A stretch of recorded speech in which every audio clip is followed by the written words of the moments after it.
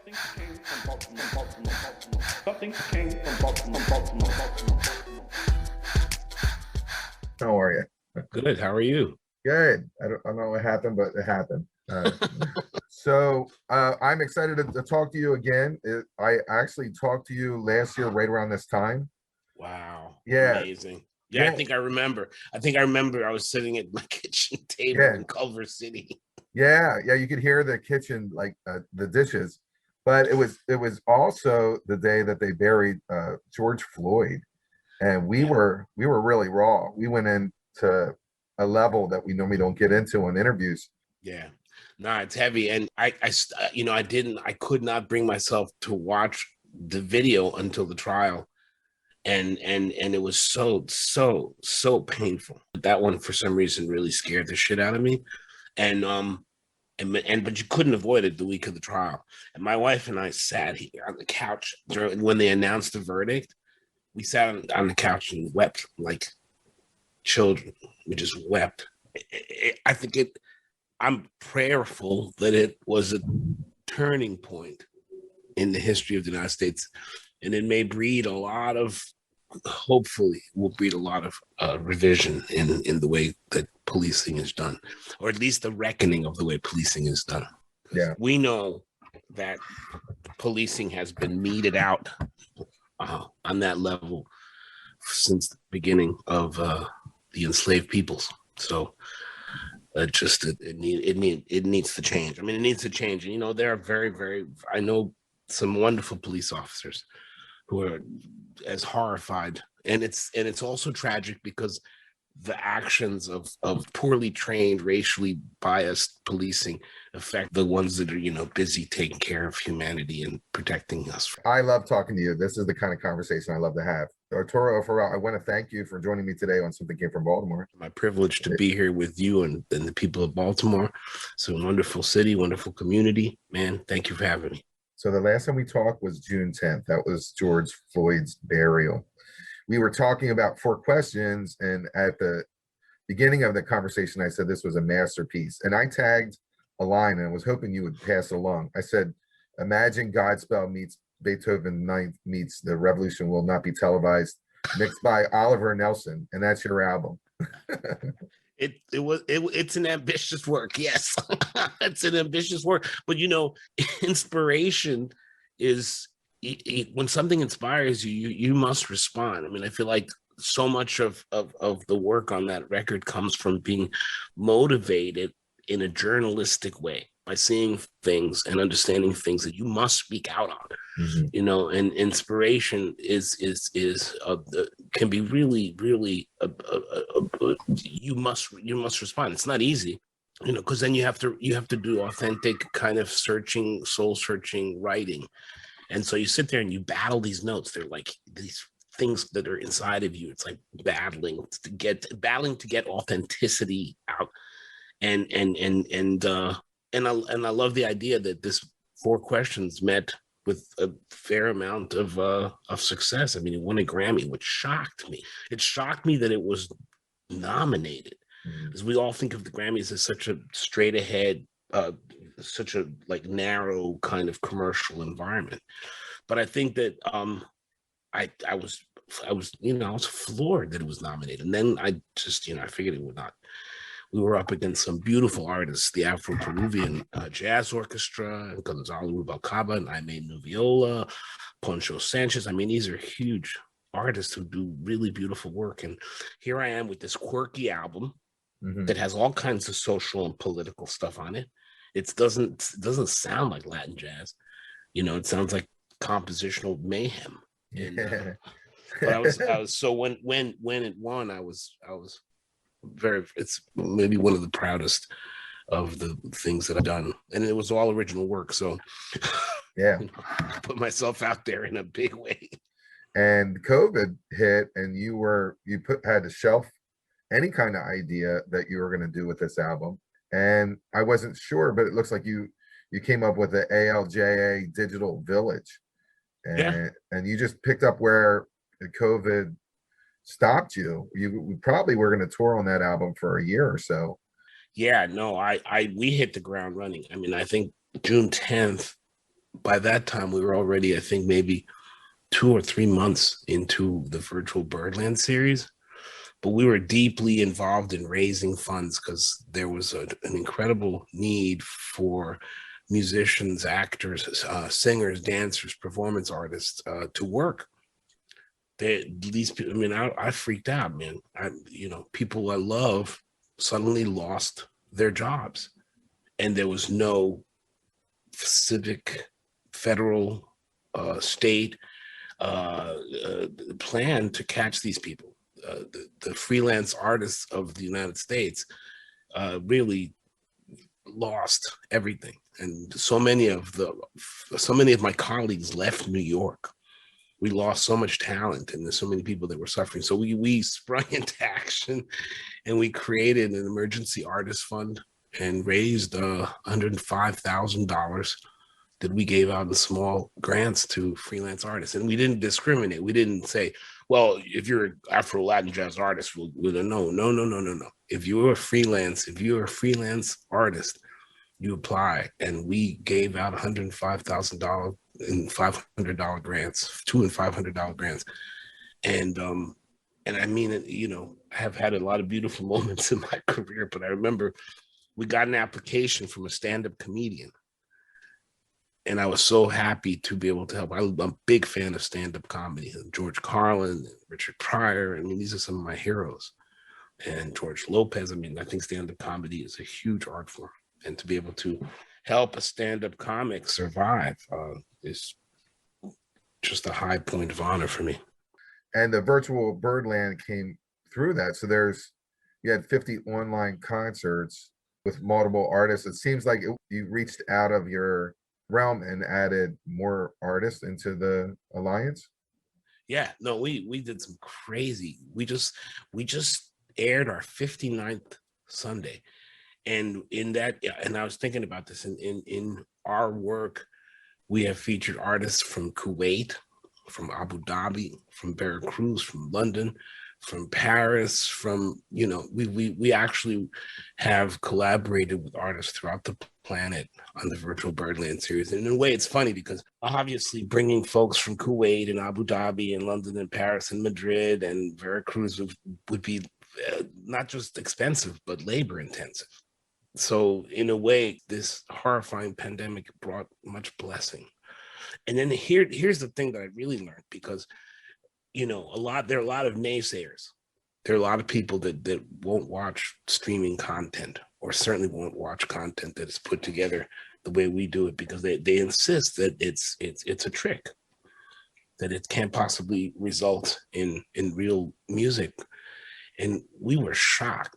We were shocked to find out that somehow the vibe of the band came through. Maybe it was difficult in the beginning, technically. Mm-hmm. But by the time we were in our 3rd or 4th month, the happiness of the musicians, the familiarity with which we performed together was beginning to really surface. And in a way, like, people don't understand this additive process of recording. It is very spontaneous. People insist it's not. But what ends up happening is that the first person to record is the drummer. And then the bass player plays with the drums, and now the bass player is responding to that hookup. Mm-hmm. And then the percussionists come in and they respond to that hookup, and it's all happening in real time. Basically, it's like a recording session. And so by the time it gets to the piano player, by the time it gets to the chairs, and by the time it gets to the soloist, everybody's playing in a real-time environment, responding to a real-time experience. So in no uncertain terms is it ever, it is literally the band playing as if we're playing. The only person who doesn't play off of anybody is the drummer, but he's playing off of a scratch track. Mm-hmm. So it really becomes this additive, incredible experience where musicians are playing in real time and grooving off of each other. And I don't think people realize that that's the process. But then here's the kicker. The kicker is that early on in the experience, we recognized an incredibly important truth. The truth is that the medium is not the message. The arrow is not the engine. I don't mean to be politically incorrect, but the vibe is not, the music is not on the notes on the page. The music is not in the individual musicians. The music is in the relationship between the performer and the receiver. So it freaked me out when we started seeing people in chats during the streams saying, man, this is so important to me. Thank you for doing this. This is the one time a week where I feel normal. We watched Bam's, Bam told us that he had family in like 3 different countries and they didn't even know how well he played. We watched relationships blossom on screen. So in a way, I recognized something I kind of already knew, but that really made sense to me. We put this thing together and gave it, the people received it and gave us response and love. And that made us want to continue that loop, that kind of continuous giving, receiving, receiving, giving, giving, receiving, receiving. And that is where the music exists. That has always been where the music existed. That's the same exchange that takes place whether you're in a concert hall, a nightclub, or whether you're looking at a screen. Wherever human beings freely give and freely receive, the gift is in motion, and it's an infinite loop, and it's the most beautiful thing. It's the reason why musicians become musicians, to be able to participate in that transaction. So it freaked me out, and it was very powerful, and it's very powerful still to see, you know, to this day, I see people come and say, wow, well, you know, for this one time a week, I you know, I loosen up my suffering. Before we get into the album, one of the things that I noticed is that I call this a world music album with a Latin theme to it, a Latin flair to it. Yeah. It was weird. I never did this before. I guess I'm naive, but I started looking at your ads, you know, of who's playing this album. And I just didn't realize that, like, you're almost like segregated to that Latin show. You know, the jazz station has Right. you know, 24 hours of music, and then they have that Latin show that's for 2 hours on a Saturday night. Of course. And that's your ad, but your music, in my opinion, has never been, yeah, it could be on that show, but it could be on everything. I mean, I don't know, a Latin theme has been in jazz forever, and I don't know why it gets segregated into that one show. It kind of startled me because I felt the album has so much power to it. What's your thought on that? Yeah, I mean, it's funny that you say that because I understand the marketplace. Mhm. And the marketplace is a place where you put things in jars, and then you know what section of the market to go to get that thing. Now, it may be that you really love mayonnaise. I'm sorry to use such a stupid example, but mayonnaise comes in a lot of different varieties, and but you need to go to the condiment section to get it. You're going to the marketplace, you're going to the supermarket to get food, which is the larger entity. Now, I can think of better examples than mayonnaise, but there's some things that are really transcendent of the very medium that they're cast in. I have long fought for the idea that the reason I call it Afro-Latin jazz is because the cataclysm called the slave trade, the enslaved peoples were brought to Cuba and Venezuela and Mexico, and not just New Orleans, or, you know, not just the South. Wherever this horrendous thing happened and it crashed into European musical practice, something that you could call jazz was born. Something that could be the music of Afro-Brazilian visionaries like the Thierry Leite, who's on the record, and he talks about the enslaved rhythms, the rhythms that enslaved people coming to Brazil and creating something that very much resembles jazz. And I'll never forget, to the day I die, we were recording with Donald Harrison, and we were recording a piece by Pablo Mayor, a Colombian piece called Mercado en Domingo. And this was on a record that I did called The Offense of the Drum, I think it was on. Anyway, Donald's listening in the control room. He's waiting to go on, and he goes, man, this This sounds like second line. This sounds like New Orleans music. And I said, exactly that. This experiment that resulted in what we call jazz happened in a lot of different places. Now, the thing about America is America loves to name things and co-opt them and decide that it is American. So a lot of people, and I understand this and I'm not resentful of it at all, a lot of people have co-opted the word jazz to sell their magazine or their education program or their particular institution, and that's fine.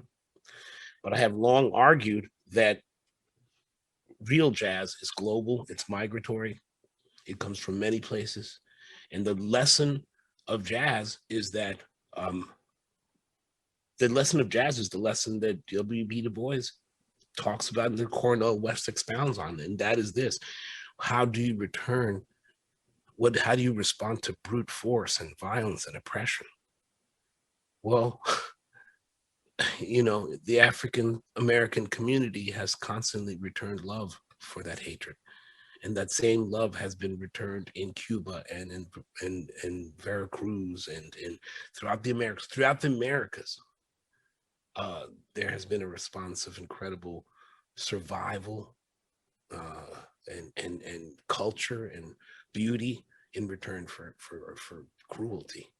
And so, to me, I can understand the need to compartmentalize and categorize and put us in a corner slot, or to stick us on one slot, one chapter.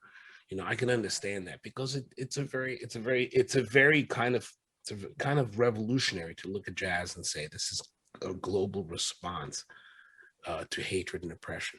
That this music is so sacred and so beautiful because it is the sound. It is the sound of humanity overcoming.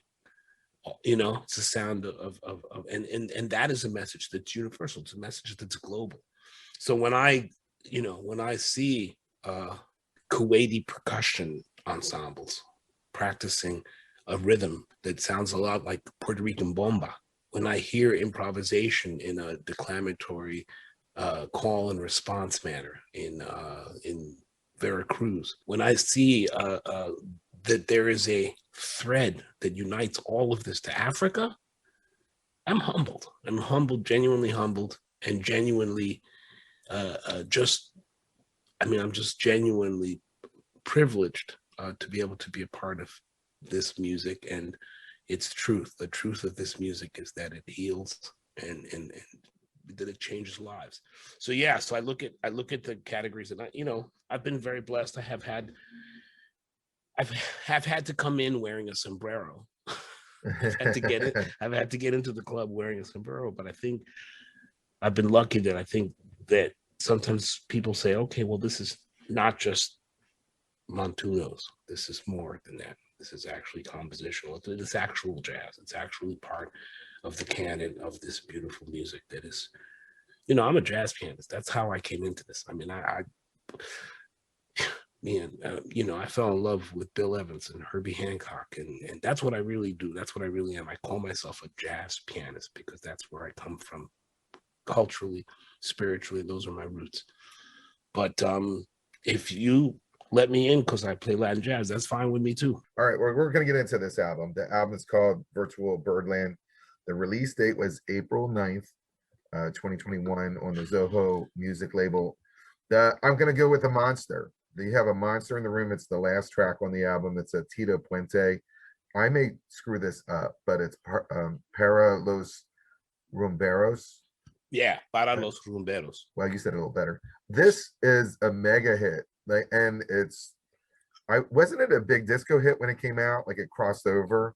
Like I don't know if that's true, but I know that it was a big hit for Tito Puente. Oh yeah, and this is an arrangement by Jose Madera, and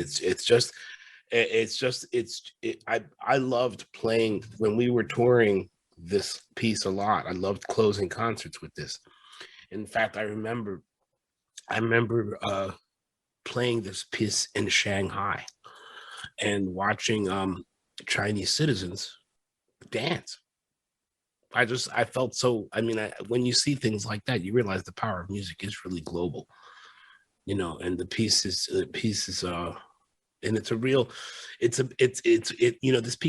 really a descarga. it's really a jam. So Mhm. you can open it up for days. You can just play that piece for days. And of course, like every good jam session has to end. The piece eventually winds down, but it is a real celebration. It's a real celebration of life. And Tito Puente, of course, overcame many difficulties to become the most beloved Latin music band leader of all time.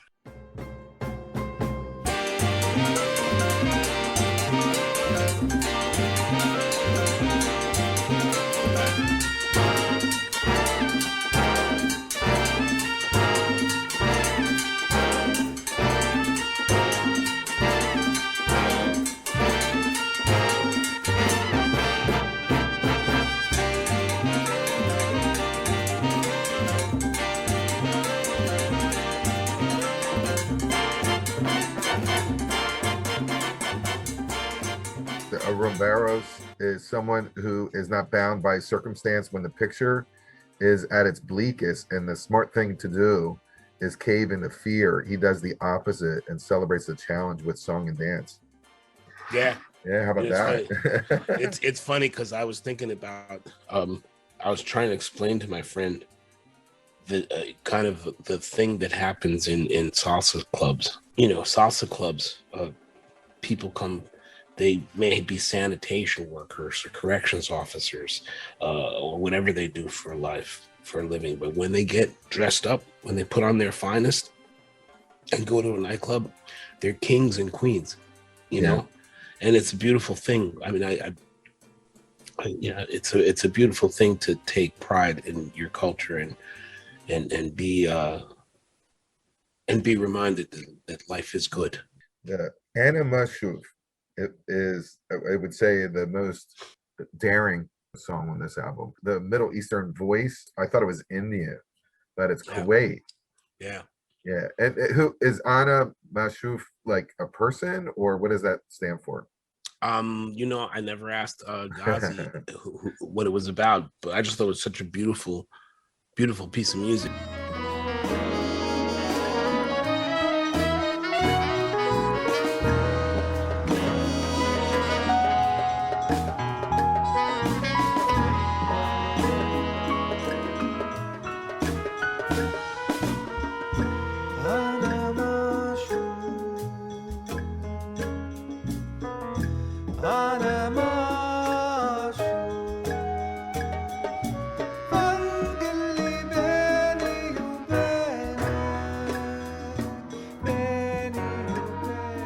Which is always fun. Musicians are nerds, dude. Don't forget. Musicians are serious nerds, man. Like, you wouldn't believe the conversations I'm used to hearing backstage between saxophone players about reeds, or brass players about mouthpieces. It's just complete nerd heads. Pouvoir, which means power in French. Did I do that right? Pouvoir? Yeah, pouvoir. Wow, I did pretty good on that. Okay, so could you talk a little more about that? And is this a North African dance music for weddings or festivals? The rhythm is a Moroccan rhythm called the shabi, Okay. and it is very. It exists a lot in the upbeats. So in a lot of Western music, we tend to think on the downbeat or the first beat of a measure. A lot of Moroccan music, a lot of Ganawan music, it really exists in the upbeats, and it exists in the preparatory beat before the pulse is won. And so it's a very tricky rhythm to play. It's a lot of fun to play, but it reminds me a lot. In fact, Bam Rodriguez, our bass player, tells a story that I absolutely adore. He went to Morocco because he wanted to really experience Ganawan and Moroccan music, and he's wandering through a marketplace, and he hears a rhythm that he grew up with in Venezuela. And it freaks him out. And so he goes over to this group of people who are playing this rhythm that he grew up with. And it is basically the shabi. And it is basically that rhythm that Malika Zara, who is Moroccan and living in Paris and spent time in New York, grew up around this rhythm. And she's an incredible jazz artist with that particular understanding of rhythm. And in a way, it's really funny because I when I think of this rhythm, I think of the opposite of what we call swing. Swing is very pulse oriented, but everything in this Moroccan rhythm is upbeat, and so it's very light. It's not. It doesn't. There's no such thing as locking down the groove. It kind of floats, and so this piece is just a lot of fun to it was a lot of fun to do with. And I've done this piece with Malika, and she's one of our favorite people to work with, because we in fact, when we did the concert, the Middle Eastern roots of Afro-Cuban jazz, we brought her onto the stage in Abu Dhabi at NYU Performing Arts Center, and she's just a tremendous artist who I love her phrasing. I love her sense of rhythm, and being able to put her on Virtual Birdland was a real treat and a real privilege for me.